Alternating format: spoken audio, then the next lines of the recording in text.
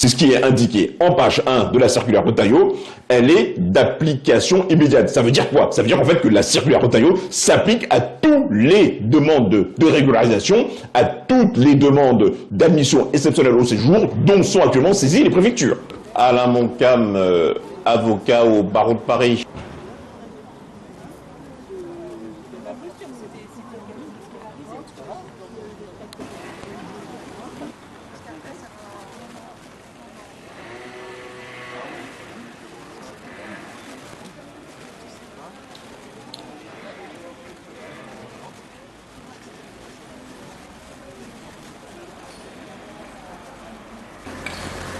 Pour commencer, il est nécessaire pour faire face à la déferlante raciste et xénophobe que l'on constate, de dire que c'est un phénomène également observé à l'échelle internationale, encore davantage depuis l'élection de Donald Trump. Nous dénonçons cette volonté de déshumanisation reprise par les discours gouvernementaux en France et dans d'autres pays. Depuis Trump, nous constatons de plus en plus l'attaque de l'état de droit et des institutions. Il sera essentiel de conserver nos capacités de mobilisation dans la période à venir. La remise en cause du pass culture, les coupes budgétaires, les nouvelles limitations du droit au sol à Mayotte, la jeunesse des quartiers populaires rejetée de l'espace public, la mise en œuvre par l'État de ses obligations de lutte contre la pauvreté sont une part de nos préoccupations. Un rapport de force face aux extrêmes droites. La défense des droits et du droit international doit peser sur le centre-droit et la droite pour éviter leur basculement dans une alliance dangereusement réactionnaire, rendue d'autant plus séduisante par l'influence des États-Unis. Nous avons un travail de terrain à mener pour éviter que le constat des violations des droits et libertés aboutisse à une désaffection de l'état de droit concernant tous les droits, pour toutes et pour tous. Nous ne voulons pas d'une société raciste, islamophobe, antisémite, anti-LGBT. Nous voulons une réelle égalité des droits pour toutes et tous. La fraternité est aux côtés de la liberté et de l'égalité sur le fronton de nos édifices publics. Ces grands principes doivent se traduire par l'accès effectif à toutes et à tous aux droits, par l'accueil et la valorisation de la diversité qui fait la richesse de notre pays, de tout pays. Personnes exilées, étudiantes et étudiants internationaux, travailleurs et travailleuses étrangers, se retrouvent être la cible de politiques migratoires qui voient en l'étranger un criminel en puissance, un indésirable. Pour preuve, la circulaire Retailleau du 23 janvier 2025, qui s'inscrit dans le prolongement d'une campagne de désinformation, qui prône encore moins d'humanité, plus de misère, de précarité, de souffrance. La Ligue des droits de l'homme, comme d'autres associations et partenaires, est en opposition totale avec cette politique. Cette nouvelle circulaire assimile immigration et délinquance par l'utilisation sordide de faits divers, alors que d'après les chiffres du ministère de l'Intérieur, sur 7,3% des obligations de quitter le territoire, moins de 2% ont pour origine une condamnation pénale. Elle met en avant le nombre d'OQTF exécutés, avec une évaluation fantaisiste, 7% ou 20% selon les jours et les ministres qui s'expriment. Alors que le premier problème est le nombre d'OQTF bien supérieur à celui de nos voisins européens et le fait que beaucoup sont sans fondement. La France expulse presque 2 fois plus que l'Espagne et 3 fois plus que l'Allemagne. Cette nouvelle circulaire passe sous silence la situation tragique de beaucoup d'étrangers en France. Familles séparées quand l'un des parents n'obtient pas le titre de séjour, personnes travaillant depuis des années, contraintes de vivre dans la clandestinité, enfants qui ne connaissent pas d'autre pays que la France expulsée ou vivant en permanence la peur au ventre d'être contrôlés, femmes victimes de violences renvoyées vers leurs bourreaux. Elle ne parle pas de l'avenir compromis des jeunes intégrés depuis plusieurs années dans les formations générales ou professionnelles. Le ministre Retailleau nous avait habitués à flatter racisme et xénophobie. Sa circulaire ne va faire que renforcer une politique qui ne fonctionne pas, augmenter la misère, la précarité et les souffrances humaines. Elle donne consigne au préfet de réduire toutes les régularisations pour motifs humanitaires, familiaux. Il faudra, pour des familles avec enfants ou pour des salariés en situation irrégulière, attendre 7 ans pour sortir de la clandestinité, à condition de ne jamais avoir fait l'objet d'un refus lors d'une tentative précédente. Autre consigne, appliquer avec rigueur les exigences de la loi Darmanin concernant le niveau de langue française exigé, validé par un diplôme ou une certification, absurdité qui demande de remplir toutes sortes de critères d'intégration, entre guillemets, sans en avoir les moyens. Aussi, elle demande au préfet de rendre encore plus difficile la régularisation par le travail, alors que la situation actuelle est déjà un non-sens, imposant à des personnes travaillant de prouver d'avoir travaillé sans en avoir le droit, afin de pouvoir être régularisées. Cette nouvelle circulaire va encore allonger la durée nécessaire de travail irrégulier pour pouvoir espérer une régularisation, et cela sans avoir été un jour destinataire d'une OQTF. Qui osera, dans ces conditions, demander une régularisation alors en plus qu'un refus de régularisation par le pays, le préfet, entraînera automatiquement une OQTF. Autre consigne, de briser encore plus de vies en expulsant pour menace à l'ordre public, critères très vagues et discrétionnaires. En plus du caractère plus que critiquable de la double peine pour des faits mineurs comme un vol de vêtements par un jeune dans la misère, nous sommes dans le domaine de l'arbitraire le plus total. Il suffit d'être accusé sans même avoir été condamné pour risquer l'expulsion. Poursuivons maintenant avec le droit du sol, avec l'opération Place Nette à Mayotte. Chaque printemps, le gouvernement lance une opération régalienne de sécurité contre la population la plus pauvre de France. Dans le département de Mayotte, où près de 80% de la population vit en deçà du seuil de pauvreté et où le revenu médian mensuel est passé en 10 ans de 340 € à 260 €. Tenter de résoudre le fléau de la pauvreté en s'obstinant à stigmatiser 50% de la population ne peut aboutir qu'à des échecs successifs. Si en effet près de la moitié de la population se compose de natifs des autres îles de l'archipel des Comores et de leurs enfants nés à Mayotte, peut-elle être traitée comme étrangère alors qu'elle partage tradition, langue et religion avec l'ensemble des habitantes et habitants? S'agit-il d'une migration de déplacement domestique traditionnelle? La séparation engagée depuis l'indépendance des Comores, accentuée en 1995 par le visa Balladur, n'a causé que malheur et échec cuisants.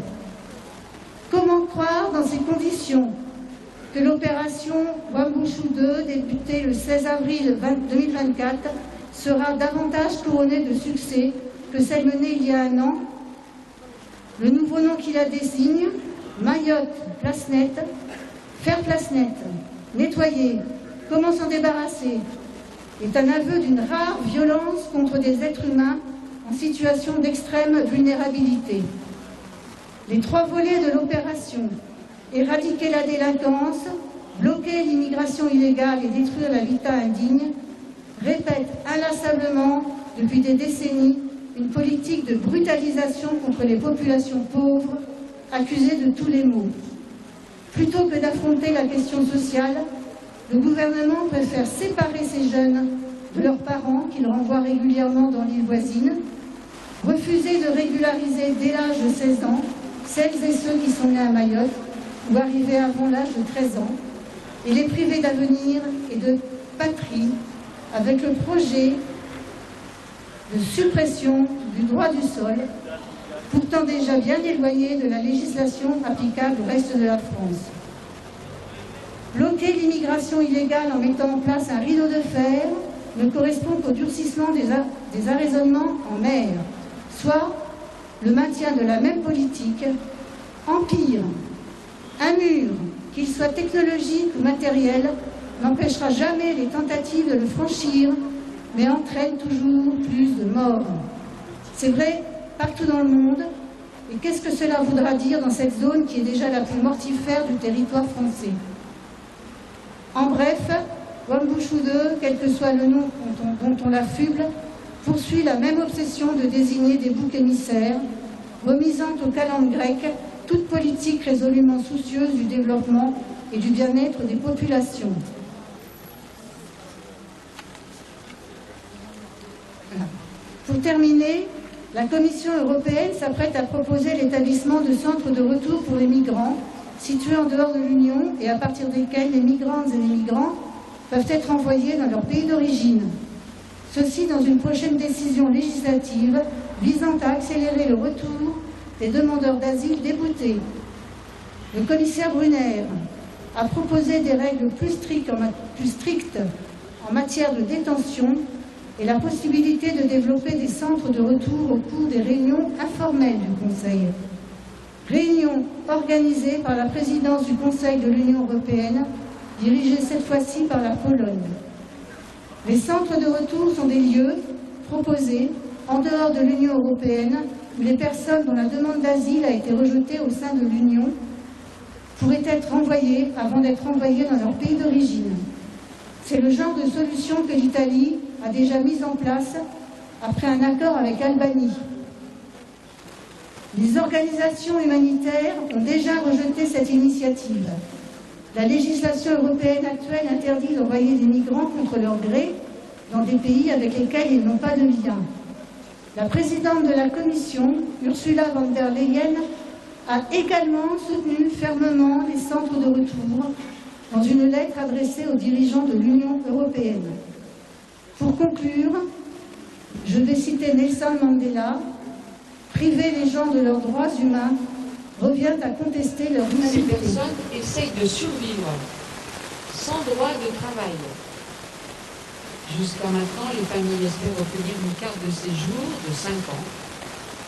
Une carte de séjour après 5 ans de présence en France, sur le territoire français, et une scolarité de 3 ans pour leurs enfants.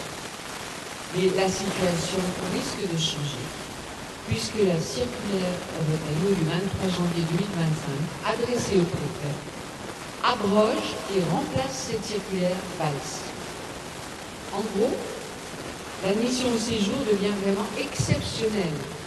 Il faudra 7 ans minimum de présence en France, au lieu de 5 ans, pas d'OQTF antérieur, une maîtrise de la langue renforcée. Donc là, j'ai fait un petit rajout pour ceux qui ne le savent pas, mais dans cette circulaire Retailleau, on va demander aux gens qui veulent une carte de séjour de 2 ans ou de 4 ans d'avoir un niveau de français à peu près égal à ceux du collège. S'ils veulent une carte de séjour de 10 ans, ça sera un niveau bac. Et s'ils veulent la nationalité française, ça sera un niveau fac. Donc il y a même des expériences qui ont été faites sur des étudiants de fac qui avaient déjà une licence et qui n'ont même pas réussi l'examen, c'est pour vous dire. Et puis à quoi bon apprendre le français à l'écrit quand quelquefois on se sert juste de l'oral, on peut savoir écrire et lire, mais pourquoi avoir un niveau aussi imposant? C'est juste pour faire encore, pour tailler dans le vif. Donc c'est une très grande difficulté à l'avenir pour obtenir ces papiers. Rappelons que les migrants non régularisés n'ont pas le droit de travailler. Déjà tenir 5 ans sans avoir accès à l'emploi est très difficile, mais 7 ans, voire plus, c'est totalement inhumain. Sans autorisation de travailler, les personnes ne peuvent pas vivre, sauf avec l'aide des associations caritatives ou militantes, de dons.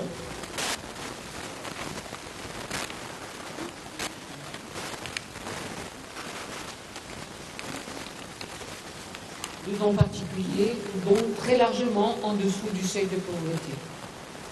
Malgré cette interdiction, certains arrivent à trouver un emploi dans des entreprises qui manquent de personnel. Bon, les patrons, ils font glisse-mine, ils ne veulent pas toujours les embaucher, ils veulent même souvent ne pas les embaucher du tout, tant qu'ils n'ont pas de papier, mais enfin on arrive quand même à trouver certains patrons qui osent le faire et qui prennent le risque.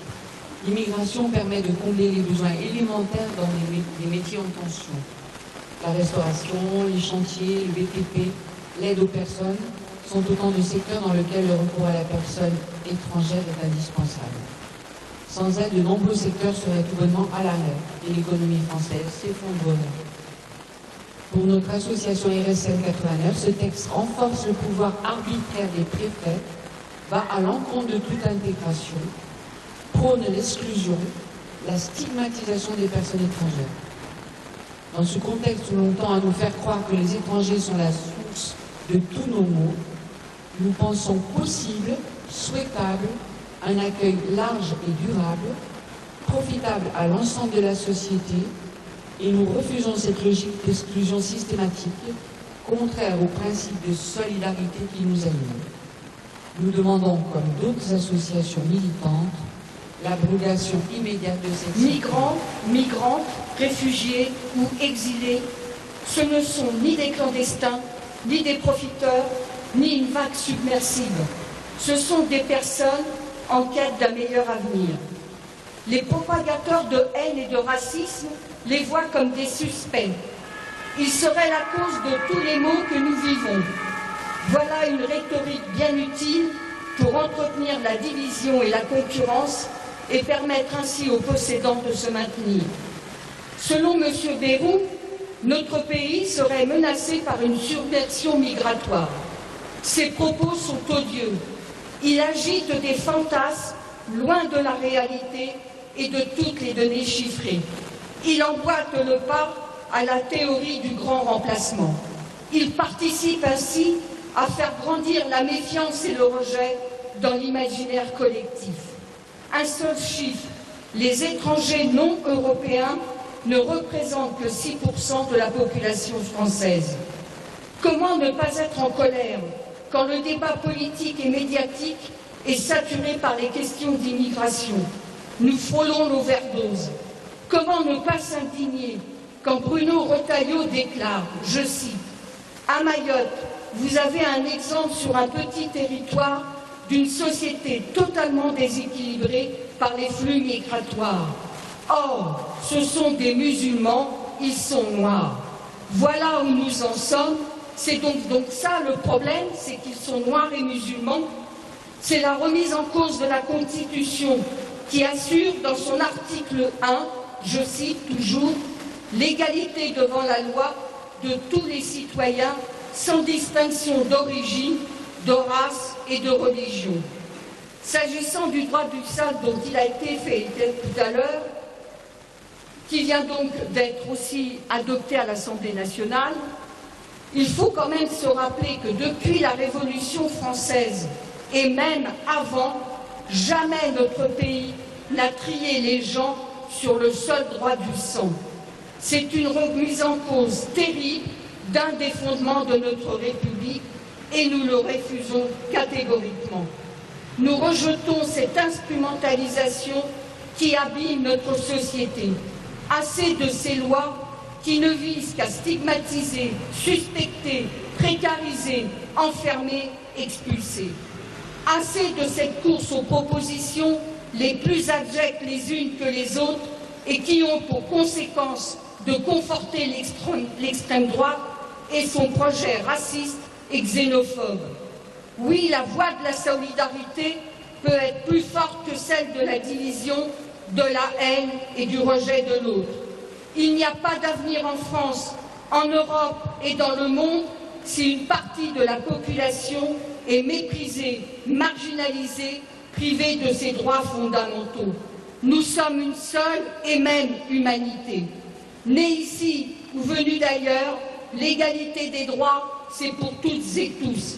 Alors oui, ensemble, mobilisés pour que la France soit une terre digne d'accueil, une France hospitalière, ouverte et fraternelle. Aujourd'hui, le Sénat a adopté une proposition de loi inconstitutionnelle visant à interdire un mariage en France lorsque l'un des futurs époux réside de façon irrégulière sur le territoire.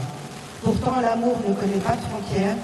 C'est du moins le cas en France, depuis que le Conseil constitutionnel a estimé en 2003 que la liberté de mariage est une composante de la liberté individuelle protégée par les articles 2 et 4 de la Déclaration des droits de l'homme et des citoyens de 1789.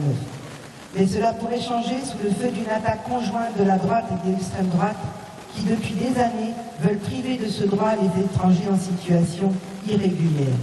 Cette proposition a été déposée en décembre 2023.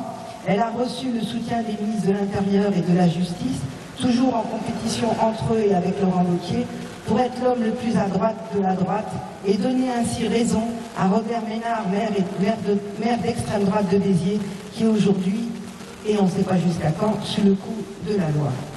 Ceci prolonge ce que souhaite François Bayrou en voulant engager un débat public sur ce qu'être français. Son ministre de l'Intérieur, Bruno Retailleau, en a donné une vision basée sur la religion et la couleur de peau, et ça a déjà été dit juste avant moi, une rupture profonde avec les principes républicains. C'est pourtant bien ce qu'a développé, et c'est ce qu'a vient de rappeler Michel, c'est ce qu'a développé le ministre de l'Intérieur pour justifier sa volonté de restreindre le droit du sol sur tout le territoire français. Et comme l'a cité Michel, il nous a indiqué qu'on avait un exemple sur ce petit territoire, en parlant de Mayotte, d'une société totalement déséquilibrée par les flux migratoires. Or, ce sont des musulmans et ils sont noirs, voilà.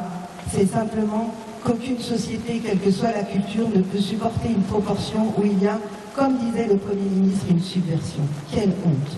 Pour Bruno Retailleau, les immigrés seraient donc dangereux pour notre société, surtout s'ils sont noirs et musulmans. Ou est-ce en ces termes qu'il désigne les Mahorais? En utilisant ces mots en plein débat sur le droit du sol, le ministre de l'Intérieur va dans tous les cas plus loin que ses saillies anti-immigration habituelles. Une expression à rebours de la conception républicaine, indifférente à la couleur de peau et la religion, une insulte, comme le disait Michel, à l'article 1er de la Constitution, selon lequel la France assure l'égalité devant la loi de tous les citoyens sans distinction d'origine, de race ou de religion. Mais on a fini par s'habituer à une xénophobie, voire un racisme totalement décomplexé, et il faut être clair, ce qui se dessine dans ces propos est la contestation de ce qu'est la nation française, qui n'est pas ethnique, mais une conception politique fondée sur les valeurs. Dans ce contexte politique de 2025, ce débat pourrait aboutir à une grave remise en cause de ce qui fonde la nationalité française, mais aussi les droits des étrangers. La question des avantages, entre guillemets, vous entendez bien, renvoyant à la notion de préférence nationale chère au RN. Et c'est dans ce contexte qu'un commando d'extrême droite a attaqué une conférence organisée par le mouvement antifasciste Jungstrugel dans le 10e arrondissement de Paris dimanche 16 février. Interrogé lors des questions au gouvernement, le ministre de l'Intérieur Bruno Retailleau a condamné sans distinction le fascisme, le nazisme, l'extrême droite et l'ultra-gauche. Une vingtaine de nervis d'extrême droite, cagoulés et armés de tessons de bouteilles, criant Paris est nazi, rouant de coups des antifascistes, dont un militant de la CGT, blessé à l'arme blanche lors d'un événement antifasciste organisé dans le 10e arrondissement, ne semble toujours pas suffire au ministre de l'Intérieur pour prendre la mesure du péril. Bruno Retailleau a ainsi renvoyé dos à dos, encore une fois, l'extrême droite et l'ultra-gauche. Mais s'il y a un combat qui devrait nous réunir, dit-il, c'est le combat contre la violence, contre le fascisme, le nazisme, l'extrême droite, jusque-là on pourrait être d'accord, et quand il rajoute contre l'ultra-gauche, c'est sans honte qu'il a avancé ses arguments lors des questions au gouvernement. C'est une extrême droite donc décomplexée qui parcourt aujourd'hui les rues de nos villes. Et la réponse du ministre de l'Intérieur est grave. On pourrait penser qu'il est à côté de la plaque, pas du tout. En vérité, il enfourche le cheval de bataille de l'extrême droite. Ses milices frappent partout et il les protège de facto. Il n'a pas eu un mot pour les victimes, ça confirme qu'il est dans cette alliance-ci. Il ne dit pas pourquoi il n'y avait pas de protection et en plus il dit que c'est la faute de la gauche. Il a complètement basculé, toujours plus loin dans le déni, quitte à sombrer dans les délires trumpistes. Pas un mot donc pour les victimes, une longue diatribe sur l'ultra-gauche. Ce ministre de l'Intérieur est au service de l'extrême droite. Vous, monsieur Retailleau, qui osez pointer la responsabilité de la gauche, sachez que nous, communistes, nous nous plaçons dans l'héritage de Yitzhak Manoukian. Voilà pourquoi nous nous tenons ici fiers et dignes de notre histoire et de nos combats contre la droite et l'extrême droite. Vous n'entendez pas cette musique qui monte. Cette musique, ce n'est pas une mélodie. C'est le bruit assourdissant et la sonnette d'alarme. Nous y sommes. À ce moment charnière, où nous pouvons encore réagir. Nous pouvons encore faire du bruit. Nous pouvons encore nous mettre en lumière. Mettre en lumière des faits vérifiés pour déchirer l'obscurantisme qui nous menace. Nous pouvons encore dire or et faux que nous voulons pas de ce monde-là. Nous pouvons utiliser nos droits tant que nous les aurons. Le droit d'informer, le droit de nous rassembler, le droit de créer, le droit de vivre, de rire, de faire rire, le droit d'affirmer notre envie de solidarité, notre besoin d'humanité. Nous avons encore le droit de résister de toutes nos forces à ce vent de haine et d'intolérance. La démocratie ne meurt que si on la laisse mourir. Il est peut-être temps de s'arrêter, de se demander de quel côté de l'histoire nous aurions été à l'époque, pour se demander de quel côté nous voulons être aujourd'hui. Et pendant ce temps, la presse nomme Tanguy comme meilleur député de l'année. Et pendant ce temps, les mots et les projets de l'extrême droite envahissent un champ politique de plus en plus large, avec nos frères et sœurs réfugiés, immigrés, résistance, résistance, résistance. Et peut-être le prochain rendez-vous qu'on pourrait se donner est dans un mois, autour du 21 mars, où sont prévues de nombreuses manifestations à Paris et en province pour la journée internationale de lutte contre la discrimination raciale. Mettons-nous ensemble pour effectivement avoir ce jour-là une mobilisation plus importante sans doute et qui soit à la hauteur du moment qu'on vit aujourd'hui. Et pour terminer, un seul mot, unité, unité, unité. Serrons-nous les bras, serrons les coudes et marchons ensemble. Nous n'avons pas le luxe de nous payer de la division. Unité. Alors, la Libre Pensée vous apporte ce salut fraternel et remercie les associations organisatrices de ce rassemblement. Alors, la Libre Pensée est une association laïque, pacifiste, sociale et internationaliste. Internationaliste, je veux dire par là que pour notre association, comme pour vous toutes et vous tous ici réunis fraternellement, l'ennemi n'est pas le migrant qui est obligé de quitter son pays, non pas de gaieté de cœur, mais parce qu'il y a la misère, les dérèglements climatiques, les dictatures et les guerres, organisées souvent par les impérialistes et par le capitalisme. Mais l'ennemi, pour nous, c'est un ennemi de classe, c'est justement les dictateurs, les patrons qui exploitent les travailleurs, les impérialistes et le capitalisme, il faut le rappeler. Alors, de tout temps, dans notre histoire de France, de notre belle République, l'étranger, et je mets des guillemets au mot étranger, a toujours été désigné comme bouc émissaire lorsqu'il y avait une crise économique ou une crise politique importante. On peut se rappeler, pendant la triste affaire Dreyfus, que pour les ultra-fachos et pour les ultra-cathos, l'ennemi était le juif, voilà, le traître. Mais aussi l'italien, parce qu'Émile Zola, qui défendait le pauvre capitaine Dreyfus interné à Cayenne, était italien. Beaucoup plus tard, dans les années 30, puisqu'on parlait de Misak Manoukian, l'Arménien, a été avec ses camarades travailleurs arméniens dans les premières charrettes de licenciement, parce qu'arméniens, étrangers, et parce qu'il y avait une grasse crise économique.